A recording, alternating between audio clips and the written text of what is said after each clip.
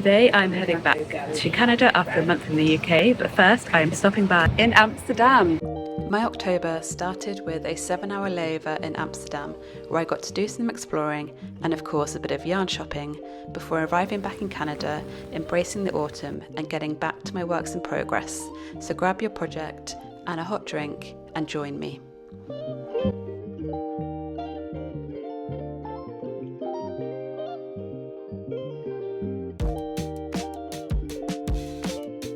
Yeah, as previously mentioned, flying back to Vancouver today. I had my flight from Norwich to Amsterdam in the early hours of this morning. The flight was at 6 a.m. It was only a 30-minute flight today. And I now have a 7.5-hour layover in Amsterdam, so my goal was to come into Amsterdam to kill some time. I have been to Amsterdam before, about 10 years ago, so it's nice to just come back and have a few hours. I'm just going to really wander around, have some coffee, obviously. In an ideal world, I'd get to visit lots of yarn stores in this time because there are quite a few in Amsterdam. However, it's Sunday and it's Sunday morning. Most of them are not open apart from Stephanie and Penelope, which is Stephen West's yarn store. So of course, I want to go to that. I'm wearing my Stephen West dusty skinny scarf in honour. Yeah, join me as I walk through around Amsterdam for a few hours, get some coffee and hopefully do some yarn shopping.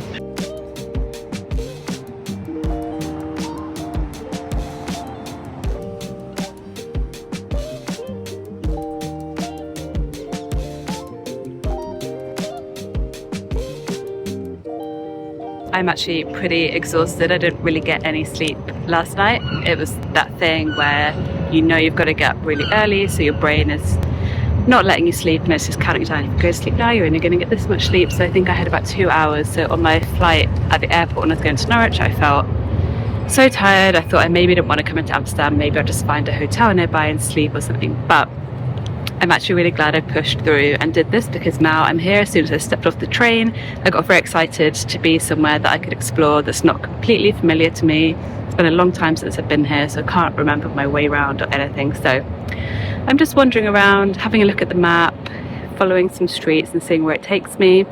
Gonna grab a coffee and then head to Stephen and Penelope's yarn store and head back to the airport. And hopefully it's all going to go very smoothly. At the moment, as I said, it's only 9 a.m. here, so the streets are very quiet. Nothing is really open yet. So it's kind of nice. It's good to get some videos and content. It's quite overcast right now. We'll see what happens. It's not raining though, that's the main thing. But anyway, time to walk a bit more and find some coffee.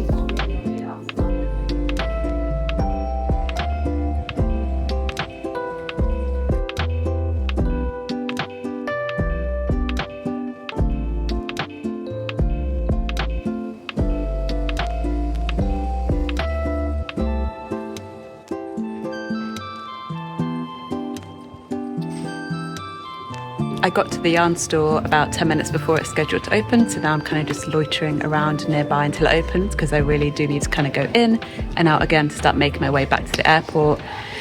All going well, I should get back to the airport and still have over 2 hours spare, which is fine because I'm checked in already and my luggage is already gone, so I just need to go through security. Should be fine.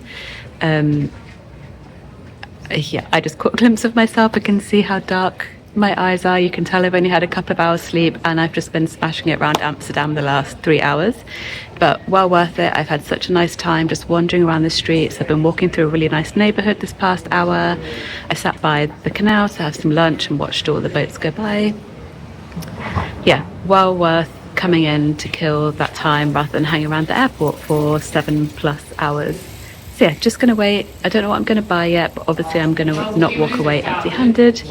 You'll be seeing shortly. This yarn store is near Stephanie and Penelope, but it is not open on Sundays, sadly.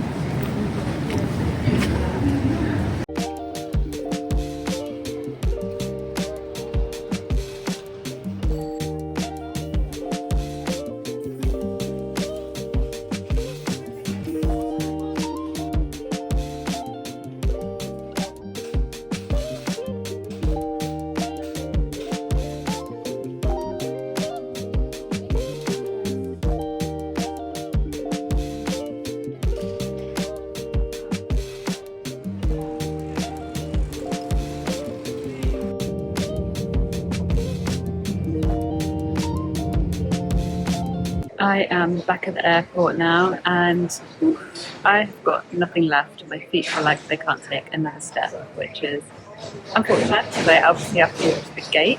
From then on, I am ready to actually just sit for 9 hours. Probably won't sleep, don't tend to sleep in planes, but you never know, maybe I've tired myself out enough. I really feel like I could do with a shower. I do have a change of clothes, so I may go and change before I get on the flight just to feel a little fresher. I have a little baby Americano just to top me up.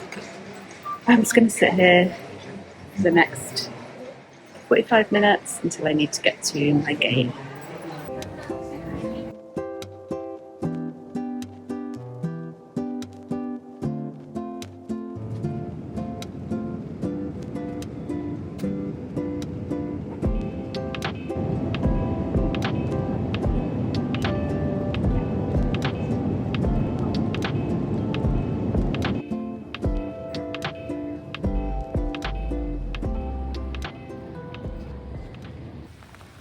I had braced myself for my return back to Vancouver, knowing that autumn would be in full swing, and that usually means grey days and wet weather. But I have promised myself this year that I'm not going to let it bother me, and instead I want to notice the beauty within, the gorgeous colours of the trees as the leaves are changing, and the sound of rain hitting water while I'm out on my daily walks. And making the most of the opportunity to watch the stunning sunsets that could be had at this time of year, and of course getting cosy with my knitting and crochet. It's actually been 2 weeks now since I got back from the UK via Amsterdam. I basically got back from the UK and within 3 days of being back got hit by the flu, so that wiped me out for the best part of a week. So I didn't have the opportunity or feel like filming. But I did want to show you what I bought from Stephen and Penelope. That was my whole main goal of going into Amsterdam. Other than killing a few hours, I really wanted to do some yarn shopping. That was the only yarn store open. Fine by me, because that's probably one of the top ones I would have picked anyway.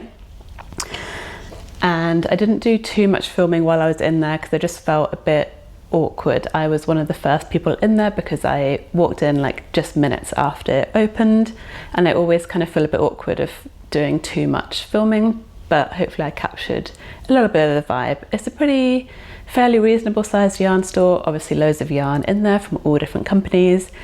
I had a really hard time deciding what to buy, and I probably bought more than I was planning to buy at first, but I'm happy with what I got, so I'm going to show you. I'll start with the project bag I bought. They had a whole bunch, some that were Stephen West or Stephen and Penelope ones, but I really loved this one, Sock Knitter for Life, because I do love sock knitting and I anticipate doing it for life. So I thought this is very cute and the perfect size for small projects like socks. Just a canvas tote, just like the style of it. I did of course buy some yarn. I ended up buying some more black yarn,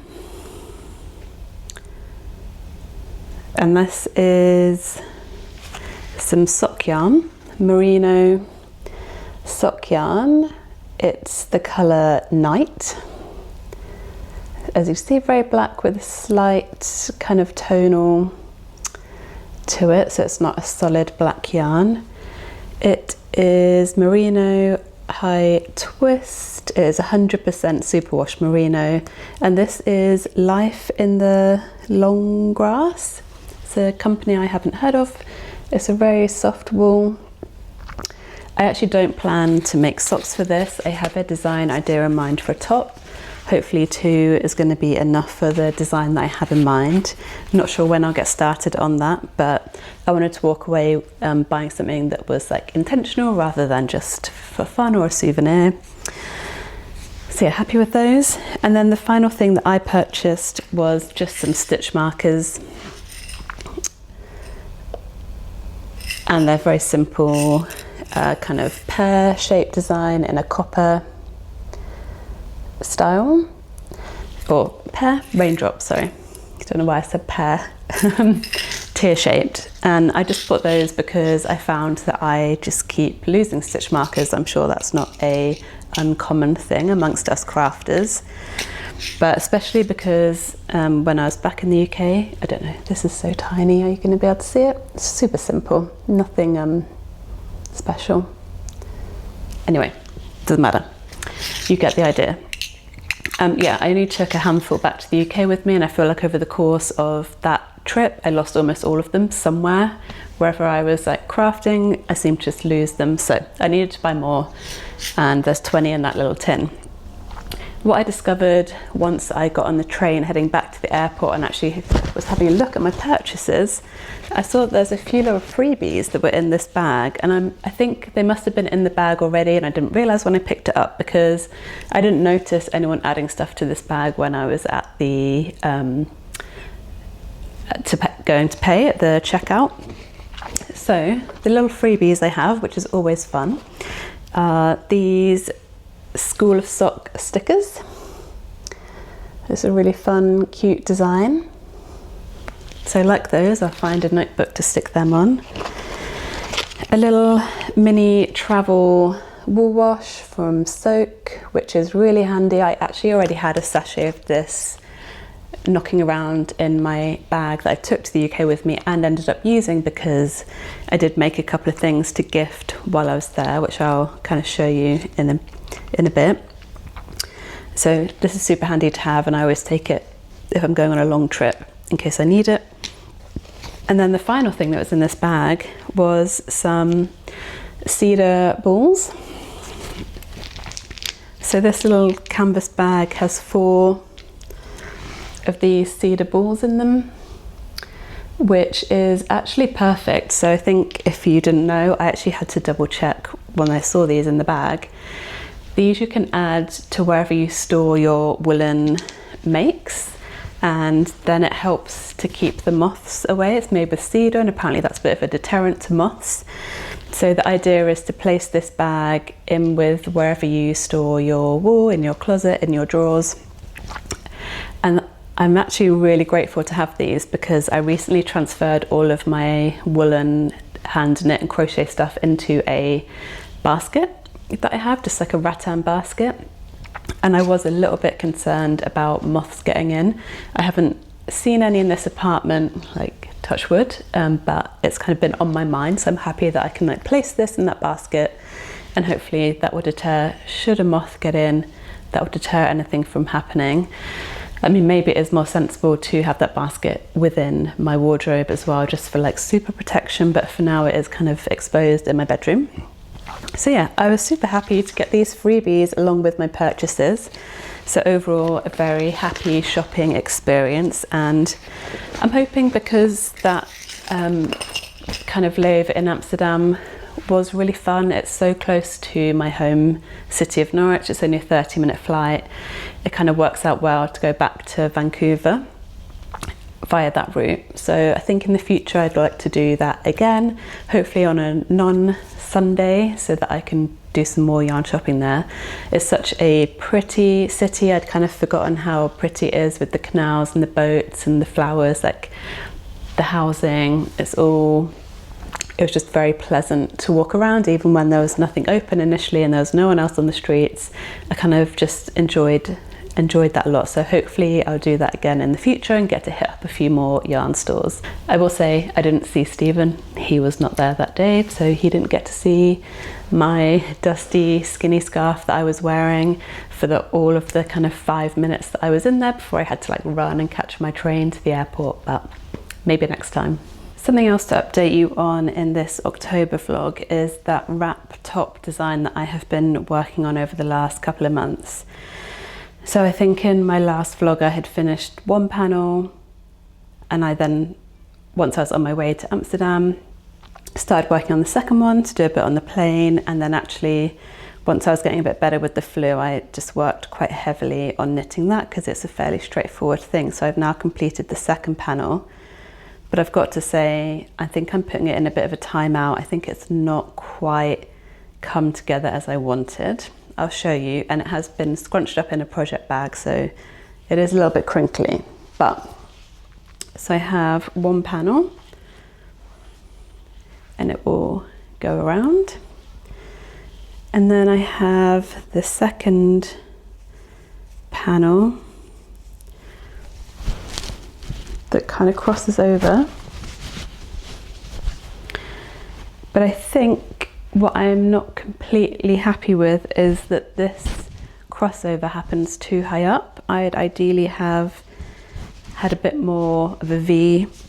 Sorry, I'm covering my mic. I'd have ideally had a bit more of a V at the top here. It feels a little too high. However, having said that, I haven't washed and blocked it yet, so that it could be that it stretches out a little and gets a bit more relaxed.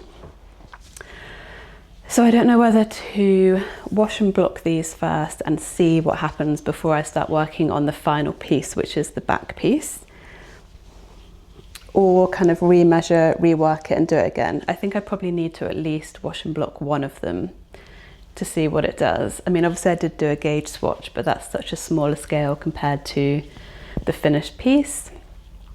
I think it would really benefit from a wash and block. I can see what the fabric does and take it from there if I need to kind of readjust my measurements to actually make this bit a bit thinner or do my increasing slightly differently.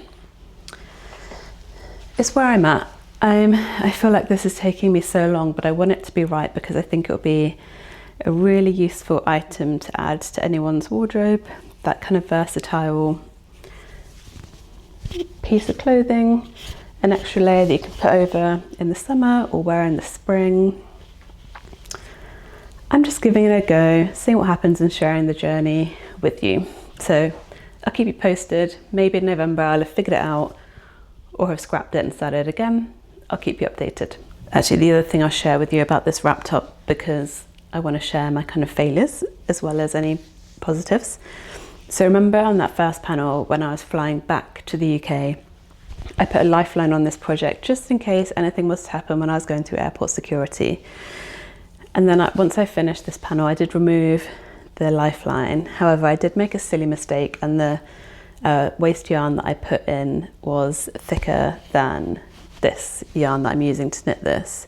And so now I've removed it.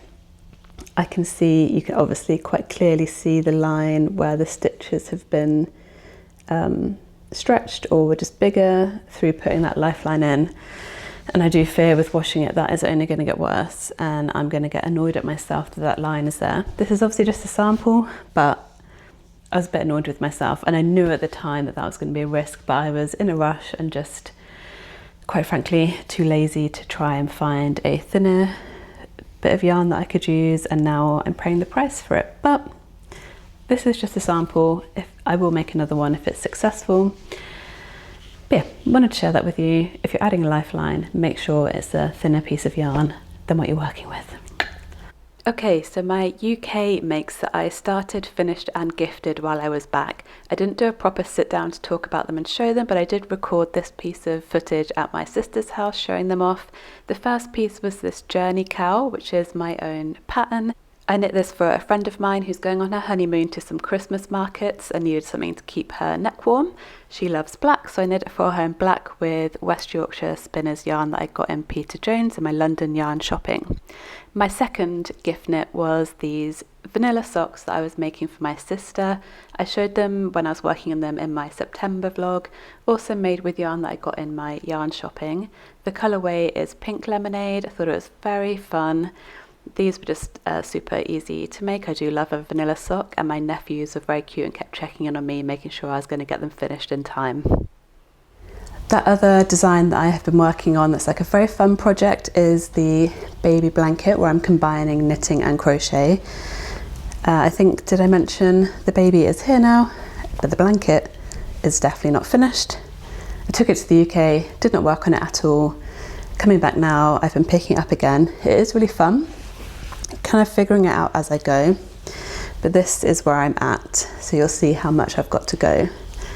So I've done one row and now I just need to build on it. But the intention of this is not only combining knitting and crochet, but I also want it to be like a stash busty project for people. So I bought new yarn for this, but the idea is that you could just go in your stash, mix colours together, have a play around. You could do solids, you can mix it up. So the knitting, I'm doing mitered squares, and then it's kind of a solid-ish granny square for the crochet piece. And it's being joined together as you go. Once I've started playing around with this a bit more, and got confident with how I'm kind of constructing it all, I'll write up the pattern and hopefully have it out sometime next year. So if you're interested, let me know in the comments below if this is a project that you would be interested in seeing a pattern for and working on.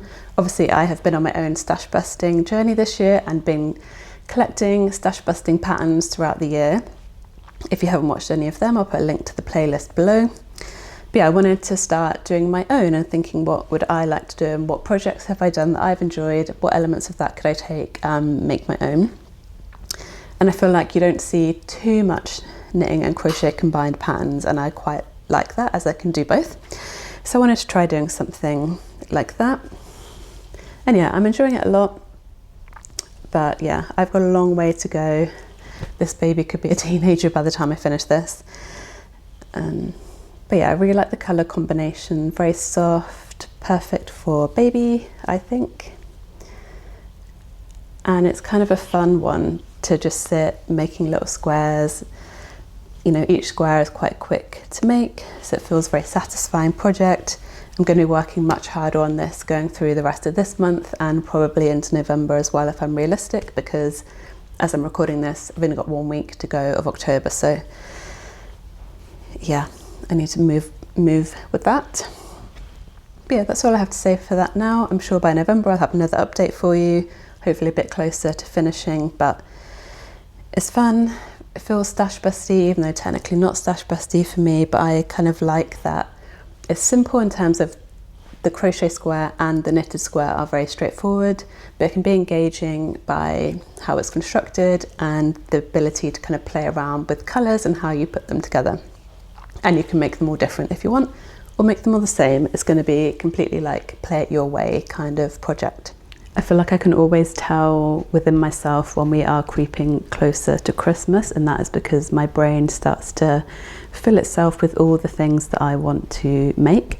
Not just like handmade gifts, which is an element of it, but also just some selfish knitting and crocheting, if I was to call it that. I suddenly have all these ideas of things I want to design or things I want to knit or little decorations that I want to crochet. Like I just go into overdrive, and as you've probably already seen in this video, or will see depending on how I've put this together, I have got a lot of whips on the go at the moment. I already have that wrap top design, I have the crochet and knit baby blanket, I have cast on some Christmas socks already, I have got that Wool and Pine sea glass t-shirt that I swatched and want to start, which is now just going to be a November project realistically, but I'm really determined to make that happen before the end of the year. So I already have all of those.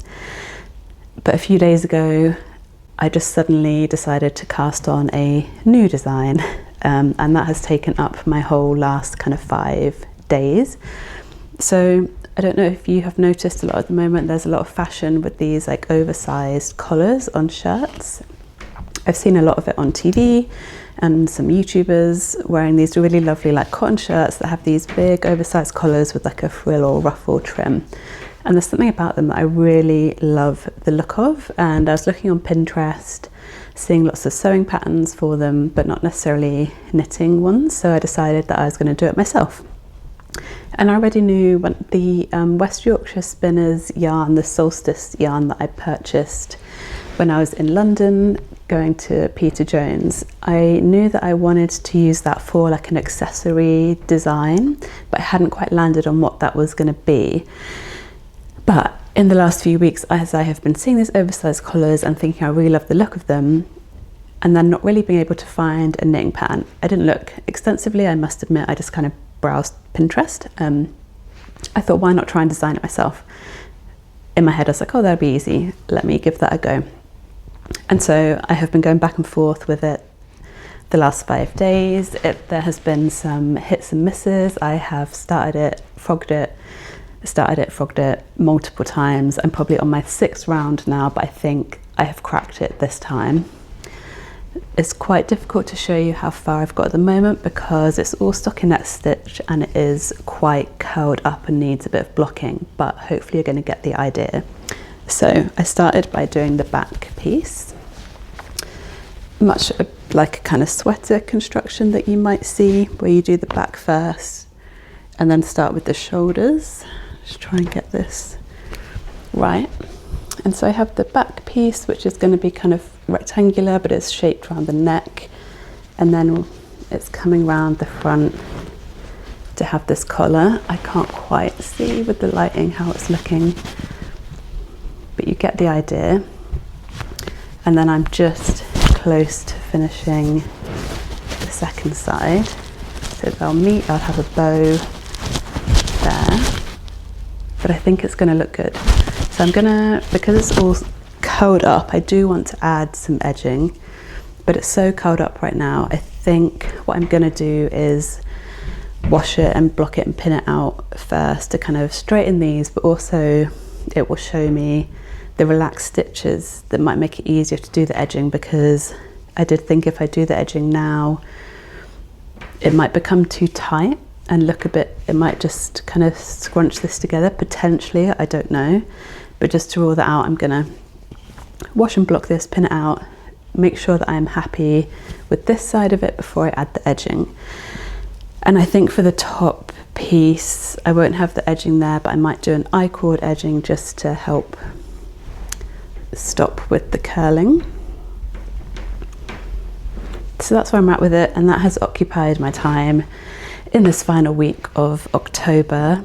I am enjoying it though. I'm enjoying, again, like I am now fully getting back into the design thing, as you might tell from having kind of almost 9 months away from it.